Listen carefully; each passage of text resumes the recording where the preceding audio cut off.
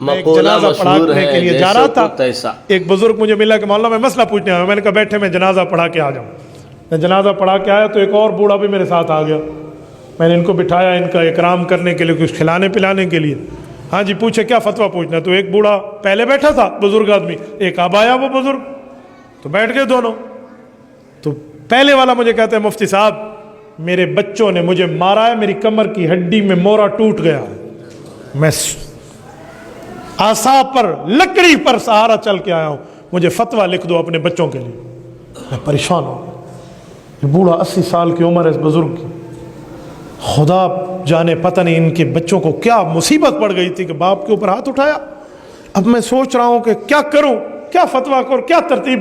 پریشان ہو گیا.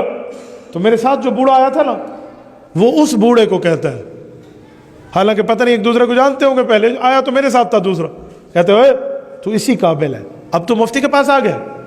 تو میں پریشان ہو گیا کہ پہلے بزرگ خود رو رہے، دوسرا اس پر چڑھ گیا. میں نے کہا چاچا جان آپ صبر کریں، مجھے اس سے کچھ بات. انہوں نے کہا مفتی صاحب میں ان کو جانتا ہوں، یہ اس کو جانتا ہوں، اس کا اپنا کردار کیا. وہ بوڑھا آدمی بزرگ دوسرے بزرگ کے ساتھ لڑ پڑا. میں پریشان ہوا، پہلے ایک مسئلہ تو حل نہیں ہوتا تھا اور دوسرا کھل ہو گیا. اب دوسرے مسئلے کو میں کیا کروں. ٹھنڈا کرایا، کو پانی وانی کو بٹھایا.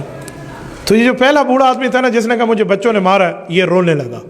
اور میں نے دوسرے بزرگ کو کہا دیکھا تیری وجہ سے یہ بزرگ رو پڑے. تو وہ رونے والا میرا ہاتھ پکڑ کہتا ہے کہ جی نہیں، میں اس کی وجہ سے نہیں رویا، میں اپنی وجہ سے رویا. جب اس نے جواب دیا نا گجرانوالہ کے دوستو یقین مانے رونگٹے کھڑے ہو جاتے. اس نے کہا مفتی صاحب یہ بزرگ سچ کہتا ہے، مجھ سے غلطی ہوئی تھی، میری عمر اس وقت 24 سال تھی، میں نے بھی اپنے ابے کو مارا تھا اور یہ بندہ ہمارے اس بات کا گواہ ہے.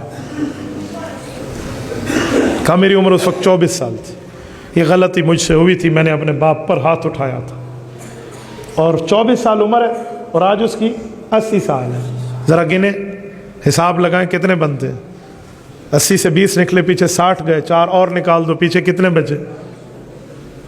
56 سال بعد اس شخص سے بدلہ نکلا اور اس کی اولاد نے اسے مارا ہے.